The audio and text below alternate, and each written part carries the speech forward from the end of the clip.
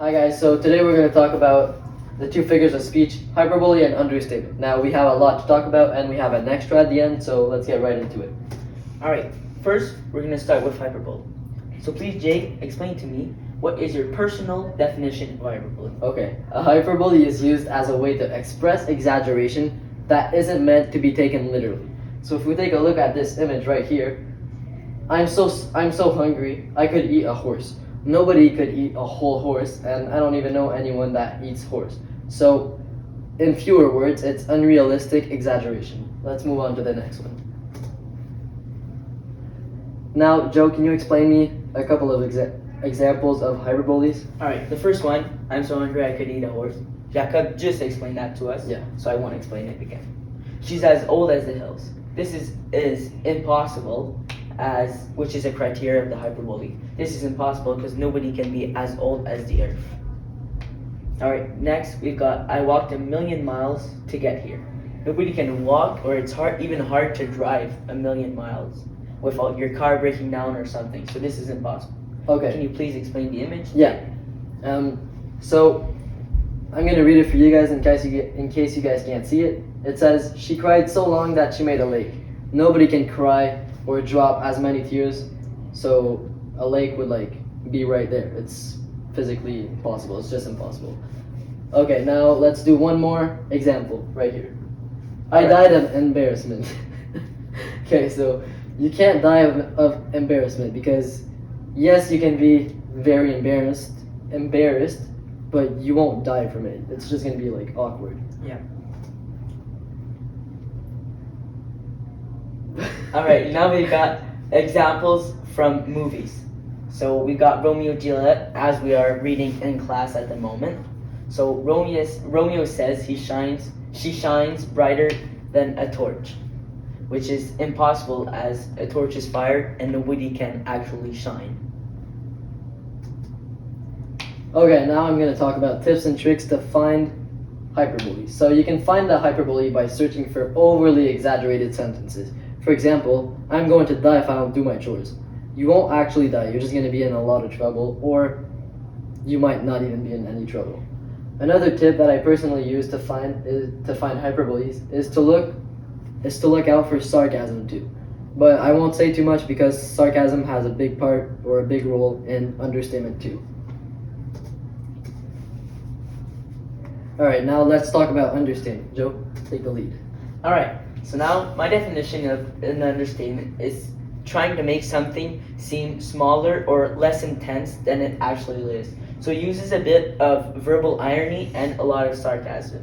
So in this image, looks like it rained a bit last night. As you can see, the car is underwater. And in this example, the person is saying that it looked like it rained a bit, but really it rained a lot more than usual. Yeah. Okay, I'm gonna explain this one. Someone says Drake doesn't have too many fans, but we all know that Drake is a wealthy man and he has millions of fans. So that's how we know that that's how we know that this is an understatement. Sorry. Alright, Joe, go ahead. Alright, so we took an example from the book Hamlet by Shakespeare. So he says in the book, "It is not nor it cannot come good, but break my heart, for I must hold my tongue." It can be difficult to see the understatement in this phrase, but Hamlet has made it clear that the situation is far worse, so not good. He sees it as a complete, utter disaster. Okay, so now we're going to talk about examples. So right here, when you crash your car and you say just a little scratch, you're just trying to make it sound less intense. And then in the second one, you lose a lot of money in poker, and you say I lost a couple of dollars, but you lost 1,000. In reality, you're trying to make the situation seem less intense. Okay, now we're going to talk about tips and tricks. So the second one, we came up with it ourselves. So the word we created is sliss. So smaller, less intense, sarcastic. So when you're reading or you're trying to find a word, it's easy to find an understatement. Yeah. Now we have a little video for you guys, so thank you for listening to us. My bag weighs a ton. I had to wait in the station for 10 days, an eternity. I'm so hungry I could eat a horse. I know you heard me.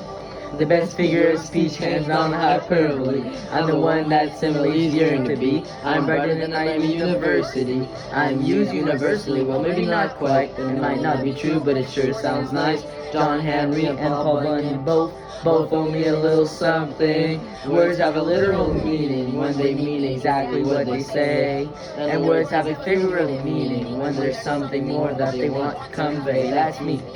I exaggerate, I make it seem bigger, better, more. I've been known to tell a tall tale or two, just to leave them in stitches like tailors do. Yeah, I pop up in pop-up ads on the cover of supermarket rags. No, the truth never bothered me. I'm hyperspeed hyperbole. Babe, the big blue ox could eat in one day all the feed one crew could tote to a camp in a year. That's me, hyperbole, hyperbole, exaggerate for effect, certainly, build intensity and urgency, hyperbole, I know you heard of me, not hyperbole, hyperbole, exaggerate for effect, certainly, build intensity and urgency, hyperbole, I know you heard of me. Now why in the world would all these folks use my inner rhyming, speaking and jokes? Others can use hyperbole to emphasize the statue of size of the characters, so they come alive. Take Johnny Appleseed, a real guy who walked barefoot a lot, okay? So his feet were calloused, as they say. A rattlesnake bit his feet, the snake would die immediately. That's hyperbole, used to convey Johnny's toughness, see? Or ask any preteen, certainly, hyperbole conveys urgency. If I don't get to the mall tonight, am I just gonna die?